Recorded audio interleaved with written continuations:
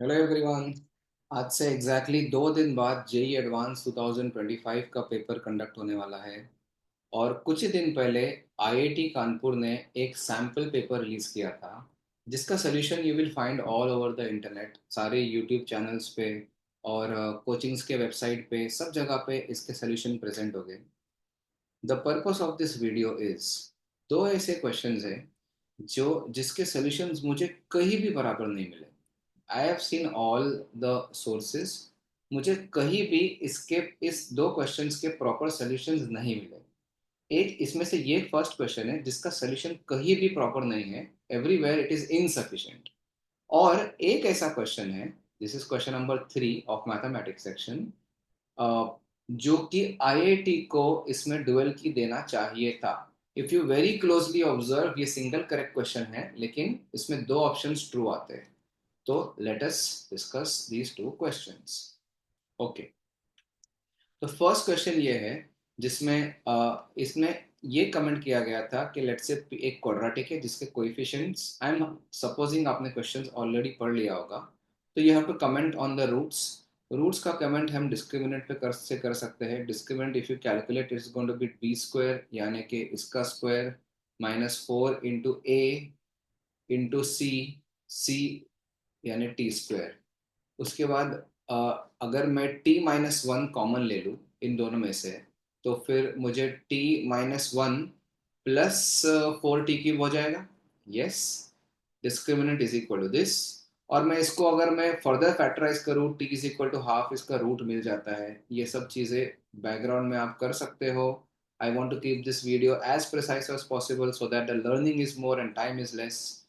Okay, ये हो जाएगा 2t-1, and then the other factor will be 2t square plus 2t plus 1. So here we go. Then we can say from here that अगर t जो है वो belongs to 0 to half है, तो ये वाली क्वांटिटी नेगेटिव, ये वाली क्वांटिटी भी नेगेटिव, और ये जो है ये एक a less than zero, I mean a greater than zero and d less than zero वाला क्वाड्रेटिक है। तो ये ऐसा क्वाड्रेटिक तो हमेशा पॉजिटिव होता है। तो then we can say that discriminant is always positive for all t belongs to 0 to half. So इसका मतलब ये ऑप्शन ट्रू है। बाय द वे हमें गलत ऑप्शन चूज करना था, तो ये हो गया ए ऑप्शन। ना come to the D option. D option बोल रहा है कि अगर t tends to half from the minus side, तो alpha T minus beta T tends to, obviously अगर t हाफ को टेंड करेगा तो डिस्क्रिमिनेंट जीरो को टेंड करेगा। You can see the factor of half over here. और discriminant जैसे zero को टेंड किया तो खत्म हो गई कहानी, है ना। एक मिनट, डिस्क्रिमिनेंट ये माइनस माइनस ऊपर वाला क्वेश्चन, डिस्क्रिमिनेंट अगर जीरो को टेंड करेगा तो obviously alpha t will tend to beta t. दोनों रूट सेम ही हो गए, मतलब टेंड करेंगे, और डी ऑप्शन ट्रू होगा। सी ऑप्शन क्या है, देखो सी ऑप्शन बोलता है कि सी ऑप्शन के लिए मैं सम ऑफ द रूट्स निकालता हूँ। Sum of the roots is nothing but minus B by A. Minus B by यानी 1 - t अपॉन ए मतलब t इंटू 1 - t। अब देखो ये आ रहा है सम ऑफ द रूट्स 1/t, इसको यहां लिखते हैं। अल्फा प्लस बीटा जो है वो 1/t है। गाइज आप ये नोटिस करो कि t जो है वो बिलोंग्स टू 0 टू हाफ है, तो ऑब्वियसली 1/t जो होगा वो 2 से इंफिनिटी होगा, which belongs to 2 to infinity.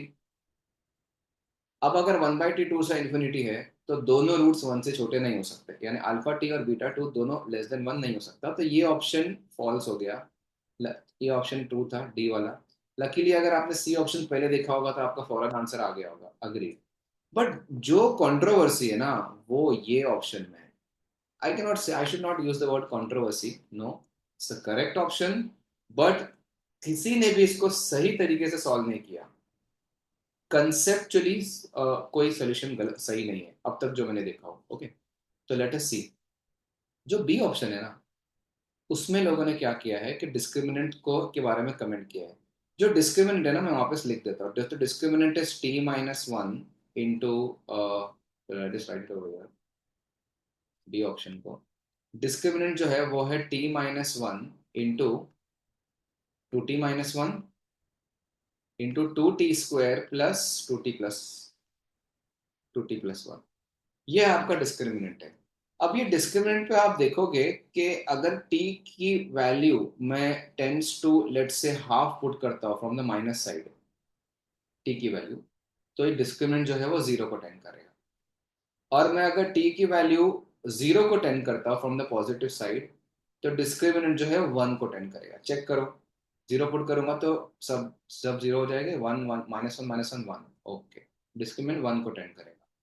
तो try to see on the graph कि जब जीरो, टी जीरो है और टी हाफ है, तो डिस्क्रिमिनेंट जो है जीरो, हाफ पे डिस्क्रिमिनेंट जीरो है और जीरो पे डिस्क्रिमिनेंट वन है, वन के आसपास है। और discriminant is a polynomial, understand that this is a polynomial.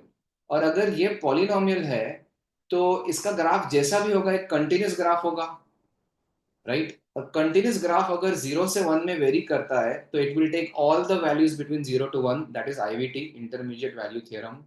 तो इसका मतलब डिस्क्रिमिनेंट जो है वो सारे वैल्यूज लेगा जीरो टू वन के बीच में।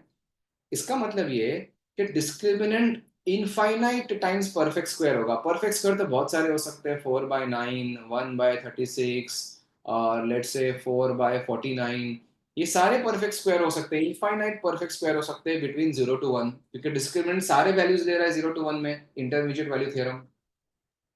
तो इतने सारे जब इनफाइनाइट वैल्यूज ले पा रहा है तो इनफाइनाइट टाइम्स रैशनल रूट हो गया, that is the claim, but it is absolutely wrong, ये सफिशिएंट नहीं है। सी गाइस, डिस्क्रिमिनेंट का परफेक्ट स्क्वायर होना is not sufficient for the roots to be rational. For example, let me take an example over here, x square -2√3 times x -1 equals to zero. जरा इसके roots निकालो, तो जो roots आएंगे वो हो गए -b प्लस और माइनस, डिस्क्रिमिनेंट आ रहा है इसका 16, चेक करो, अपॉन 2 है। तो इसके रूट्स हो गए 2√3 +-4, यानी √3 +-2। सी गाइस, डिस्क्रिमिनेंट आया perfect square 16, discriminant is a perfect square, but still जो रूट्स है वो इरेशनल है। अंडरस्टूड? डिस्क्रिमिनेंट का परफेक्ट स्क्वायर होना रूट्स की रैशनैलिटी पे श्योरिटी नहीं डालता। तो प्रॉब्लम क्या है? तो रूट्स का, डिस्क्रिमिनेंट का रैशनल होना और कोएफिशिएंट्स का भी रैशनल होना, हाँ ये एक श्योर कॉम्बिनेशन है। सॉरी, डिस्क्रिमिनेंट का परफेक्ट स्क्वायर होना, डिस्क्रिमिनेंट का परफेक्ट स्क्वायर होना और कोएफिशिएंट्स का भी रैशनल होना, इससे पक्का रूट्स रैशनल आएंगे। तो यही तो प्रॉब्लम थी। अब इसमें if you see the roots, अगर हम रूट्स देखेंगे, तो I continue it over here, अगर हम इसके रूट्स देखेंगे, ओके, बी ऑप्शन को कंटिन्यू करता हूँ, तो जो रूट्स आएंगे इस क्वाड्रेटिक के वो हो गए -b मतलब 1 - t, सॉरी ये 1 - t, -b प्लस और minus discriminant, discriminant if you go to see it is going to be this ना, t-1 into 2t-1 into 2t² plus 2t+1। Okay, अब मैं ये यूज करने वाला हूँ मेरे एक्चुअल सोल्यूशन में, जो इसका एक्चुअल सोल्यूशन है, जो मुझे कहीं नहीं मिला, ठीक है, वो मैं यूज करने वाला हूँ यहाँ पे। ओके, तो अपॉन 2a, यानी कि 2 इंटू ए कितना है, t-t², है ना? यस। तो डिस्क्रिमिनेंट जो है वो ये आपके रूट्स है। अभी इमेजिन करो गाइस कि अगर किसी पर्टिकुलर वैल्यू के लिए डिस्क्रिमिनेंट की वैल्यू हो गई 1/9, देखो डिस्क्रिमिनेंट 0 to 1 में वेरी कर रहा है, मान लो ये जो 4 डिग्री का टर्म है ये बन गया 1/9, कौन सा, ये जो रेड वाला जो टर्म है ये बन गया 1/9, तो इससे ये क्या गारंटी है कि टी रैशनली होगा? हो सकता है वो टी किसी इरेशनल वैल्यू पे आ रहा है ये 1/9, और फिर वो इधर इरेशनल पुट करने पे रूट्स में इरेशनलिटी दिख रही है। तो हमें तो ये प्रूव करना होगा ना, जैसे इधर ही देखो डिस्क्रिमिनेंट परफेक्ट स्क्वायर आ गया बट कोएफिशिएंट्स में इरेशनलिटी आ गई। तो क्या भरोसा है कि ये जब 1/9 हो रहा है या ये जब कोई भी परफेक्ट स्क्वायर हो रहा है, उसका क्या भरोसा है, व्हाट इज द श्योरिटी कि यहाँ पे इरेशनलिटी नहीं है, यहाँ इरेशनलिटी नहीं है?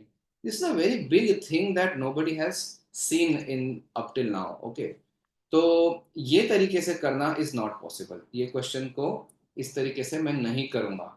मैं क्या करूंगा, ध्यान से सुनना। मैं इसमें से जो पॉजिटिव रूट है वो देखने वाला हूँ, ठीक है। I am going to take the positive root. This is the actual solution guys, be ready for it. मैं बोलता हूँ कि मान लो ये रूट है अल्फा टी, ये अल्फा टी है। अब मैं बोलता हूँ कि ये जो रूट है अल्फा टी, उसमें मैं अगर टी को जीरो प्लस पुट करता हूँ, चलो जीरो प्लस नहीं करते, पहले टी को हाफ करते हैं, ओके। अगर मैं टी को पुट करता हूँ half from the negative side, तो इस ये रूट की वैल्यू क्या होगी, देखो ये तो जीरो हो जाएगा, ठीक है। अब ये हाफ पुट करने से अच्छा है मैं बताता हूँ क्या करो। जब टी हाफ हो रहा है ना, जैसे डी ऑप्शन देखोगे, जब टी हाफ हो रहा है तो दोनों रूट्स इक्वल हो रहे हैं और sum of the roots two हो जाएगा। देखो यहां से देखो, alpha plus beta one upon half यानी two, sum of the roots two होगा और दोनों रूट्स इक्वल हो जाएंगे टी हाफ पे। तो ईच रूट जो होगा वो वन वन हो जाएगा, अल्फा टी भी वन होगा, बीटा टी भी वन होगा, है ना। टी अगर हाफ है तो दोनों रूट्स इक्वल हो गए और sum of the roots two होगा, तो एक एक हर रूट वन हो जाए, ओके। और अगर टी की वैल्यू जीरो को टेंड कर रही है ना, zero from the positive side, अब देखो अब क्या होगा। जब टी जीरो को टेंड करेगा ना तो अल्फा टी जो होगा वो ऐसा होगा, देखो वन माइनस जीरो, यानी एच ले लेते हैं, प्लस, ठीक है। अब देखो एच लेने की जरूरत नहीं है इसमें, आप डायरेक्टली देखो क्या हो रहा है, one plus under root of, जब जीरो पुट करोगे तो ये भी वन आ रहा है, अंदर देख लो, और नीचे आएगा जीरो, और वो भी जीरो प्लस ही आएगा, चेक कर लो, है ना। Zero H minus H square is positive. तो ये आ रहा है, तो ये जो नंबर है वो श्योरली इन्फिनिटी को टेंड करेगा, बिकॉज इसमें कोई इंडिटर्मिनेंसी नहीं है, ऊपर टू और नीचे जीरो बन रहा है। तो मेरे बोलने का मतलब ये है कि टी जब जीरो से हाफ जाएगा तो अल्फा टी जो है वो इंफिनिटी से वन की तरफ वेरी करेगा। मतलब अब ये देखो कि रूट जो है ना अल्फा टी, ये भी तो एक कंटिन्यूस फंक्शन है टी का, continuous function of T. Alpha T जो है वो भी एक कंटिन्यूस फंक्शन ऑफ टी है, क्योंकि देखो टी अगर किसी भी वैल्यू पे जीरो टू हाफ में जीरो नहीं हो रहा और ऊपर सारे पॉलिनोमियल्स और अंडर रूट है वो सब continuous, alpha continuous function of T है अल्फा टी। और अल्फा टी वन से इंफिनिटी तक वेरी कर रहा है as T varies from zero to half, one से इंफिनिटी भाग रहा है। तो वन से इंफिनिटी में वो इनफाइनाइट रैशनल नंबर्स ले पाएगा, ये बात श्योर है ना। तो एक्चुअल सोल्यूशन इसका यही है कि अल्फा पे अटैक करो directly, discriminant will not give you the correct solution. Alpha one से इंफिनिटी तक जा रहा है, और जब अल्फा वन से इंफिनिटी जाएगा तो बीच में इनफाइनाइट रैशनल नंबर्स आएंगे और इनफाइनाइट इरैशनल नंबर्स भी आएंगे। तो बी के दोनों पार्ट्स एक ही साथ हो गए solve. For infinitely many values of t, the corresponding alpha t is rational, and infinite values of t corresponding t alpha t is irrational. Obviously, because one से infinity जाने में बीच में infinite numbers आएंगे। That is the actual solution of this question. I hope you have understood this. So इस question में IIT ने अपना answer सही दिया है, मतलब ये ऑप्शन भी ट्रू है। तो the only correct option in false option is C. तो आईआईटी ने आंसर सही दिया है। But now let's move to the question number 3। Guys, this is an eye opener question for everyone. इसमें आईआईटी कानपुर ने एक ऑप्शन में गड़बड़ की है, दैट इज माई क्लेम। आप लोग इसको समझ के कमेंट करना if you all agree with me और नॉट, ओके। बोला है कि कोई पॉइंट पी है एलिप्स पे और पी माइनर या मेजर एक्सिस पे नहीं है, आपको ये बोल दिया गया है, मतलब पी जो है इन चार पॉइंट्स में से नहीं है, पी कहीं ऐसा होगा। तो पी अगर ऐसा होगा और फिर बोल दिया कि ये जो पी F1 और F2, you all have read the question, तो मैं उसमें ज्यादा नहीं जा रहा। किधर है P F one intersects at R, okay, and sorry, pf1 intersects at q, okay, pf1 intersects at q and pf2 intersects at r, fine. और अब ये देखना, ओके, ये बोल रहा है कि perimeters of triangle P F one R and P F two Q R not equal. मतलब ये कौन सा दो पेरीमीटर की बात चल रही है, एक तो ये ट्राइंगल का पेरीमीटर P F2Q, है ना। अब इसका पेरीमीटर देखोगे तो ऊपर दोनों का सम टू होगा 2 है, और नीचे का भी सम होगा 2 है। तो ऊपर का भी सम 2 है, नीचे का भी सम 2 है, तो नॉट इक्वल वाला पार्ट हो गया फॉल्स, है ना। सेम वे दूसरा ट्राइंगल भी यही चीज फॉलो कर रहा है ना। ये भी, ये ट्राइंगल बनाओगे ना, लेट्स से ये वाला ट्राइंगल, तो ऊपर का सम 2 है, नीचे का भी सम 2 है। अच्छा, इससे ये भी आ गया कि ये ऑप्शन भी, ये ऑप्शन ट्रू है, सी ऑप्शन, है ना। क्या क्या है C option, let's come to the C option, I will explain कि ऊपर वाला, हाँ एक मिनट, पी और ये F2, ओके, F1, के मतलब ये जो ऊपर वाला ट्राइंगल है ना, लेट से ये वाला ट्राइंगल देख लो, let us do it in blue colour. ये वाला ट्राइंगल है, इसका perimeter is getting bisected by F1 F2। हाँ बिल्कुल सही है। क्यों? क्योंकि देखो ऊपर वाला ट्राइंगल है, मतलब ये वाला ट्राइंगल है पूरा, F1 F2 के ऊपर का सम 2 है, नीचे का सम भी 2 है, तो F1 F2 इसके पेरीमीटर को बाइसेक्ट भी कर रहा है। सेम स्टोरी F1 F2 इसके भी पेरीमीटर को बाइसेक्ट कर रहा है, किसके, ये ऊपर का ट्राइंगल, ऊपर वाले पार्ट का सम 2 है, नीचे वाले पार्ट का भी सम 2 है, तो बाइसेक्ट तो कर ही रहा है, yes we can see that. तो इसका भी ये ऑप्शन ट्रू हो गया, और इसमें भी एक ऑप्शन ट्रू आ रहा है, ठीक है। डी ऑप्शन तो क्लियरली फॉल्स है कि line F1 N2 and QR are always parallel, obviously ये गलत होगा। अगर R थोड़ा ऊपर Q थोड़ा नीचे आ गया तो ये पॉसिबल नहीं है कि पैरेलल होगा। ऑलवेज पैरेलल तो वेग ही है, ये तो ऑब्वियसली गलत है। बी ऑप्शन की बात करते हैं कि ये ऑप्शन सबने फॉल्स बोला है, बट मैं बोलता हूं कि ये ऑप्शन ट्रू है guys, this option is true, very very important. Please look at this option, ध्यान से सुनना। what I am claiming over here is that, वैसे तो ये ऑप्शन बोलता क्या है देख लो पहले तो। ये बोल रहा है कि areas of triangle P F1 R, okay यही ट्राइंगल, तो let us mark the triangle. Blue से मैं करता हूँ P F1 R, और रेड से करता हूँ P F2 Q, P F2 और Q। तो इस ट्राइंगल, एक ब्लू ट्राइंगल का एरिया और एक रेड ट्राइंगल का एरिया, ठीक है ना। Blue triangle, let me complete the blue triangle, ये ओके। तो ब्लू ट्राइंगल का area, ignore that F1 F2 line, ठीक है, F1 F2 में कुछ नहीं, ओके। तो ब्लू ट्राइंगल का एरिया और रेड ट्राइंगल, अभी रेड ट्राइंगल बना देता हूँ, वेट, रेड ट्राइंगल जो है, इन दोनों के एरियाज इक्वल है if and only if F1 F2 is parallel to QR।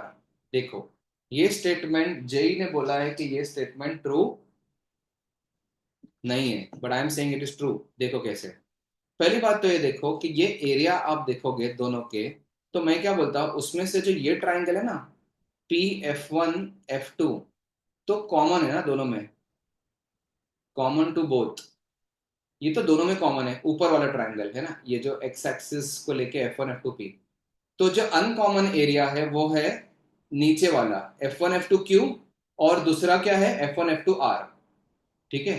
तो F1 F2 Q और F1 F2 R, ये जो दो एरियाज है ये अनकॉमन है।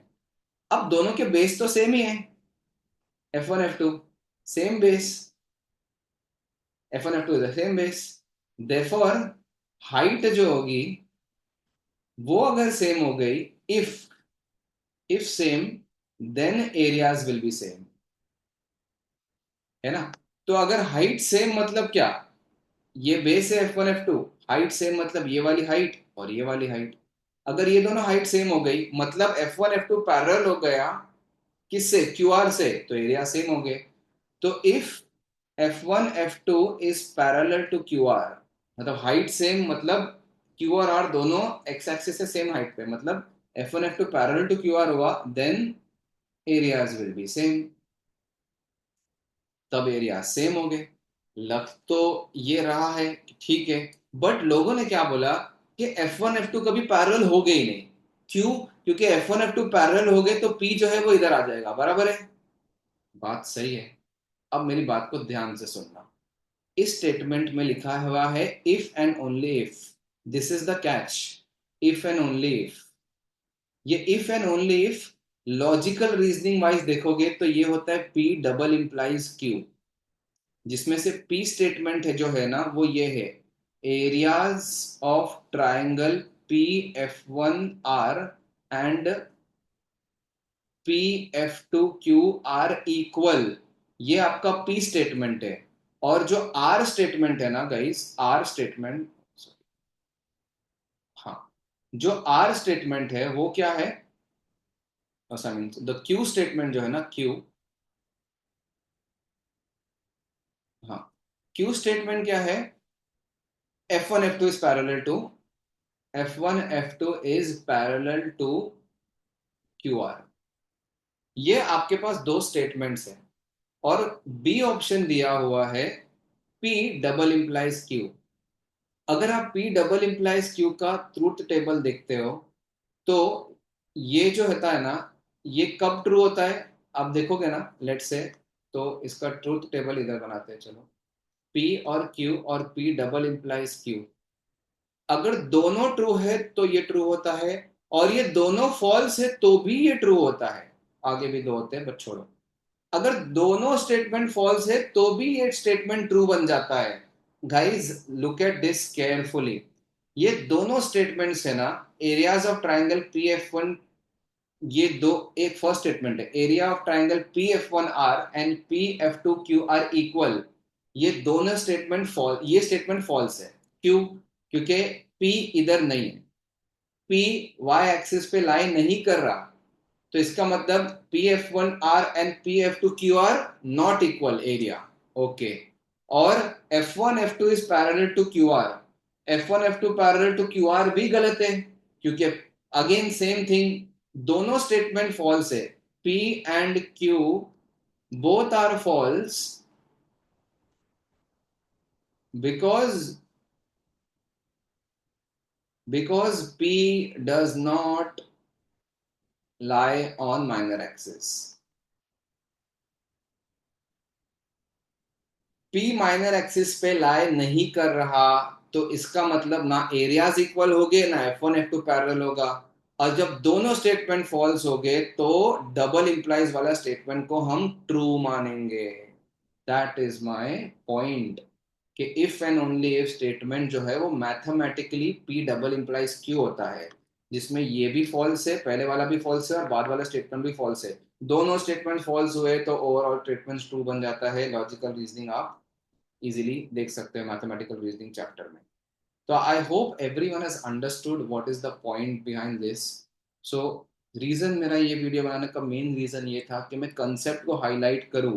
अगर टाइम पे, अब मैंने थोड़ा लेट देखा कि ये मिस्टेक है, अगर टाइम पे मैंने ये देख लिया होता और मैं ऑब्जेक्शन, आईआईटी कानपुर ने ऑब्जेक्शन डालने का भी एक सिस्टम दिया था, कि टाइम दिया था कि इसमें हम ऑब्जेक्शन डाल सकते हैं। अगर मैंने टाइम पे ऑब्जेक्शन रेज किया होता तो डुअल की मिल जाती आईआईटी को, तो आई मीन बच्चों को डुअल की मिल जाती, but it's a sample paper, it doesn't matter much. But still the what matters is learning. ये आईआईटी इस पॉइंट पे ध्यान देता है, if and only if statements, ये स्टेटमेंट्स ट्रू कब होते हैं, फॉल्स कब होते हैं, तो this is important. I hope you all have understood. और फर्स्ट वाला question, irrational roots, I hope you all have understood. Please let me know in the comment section अगर आपको ये रीजनिंग और जो मैंने पॉइंट किया वो सही लग रहा है, गलत लग रहा है, whatever you feel, let me know in the comment section. Okay, all the best for JEE advance 2025।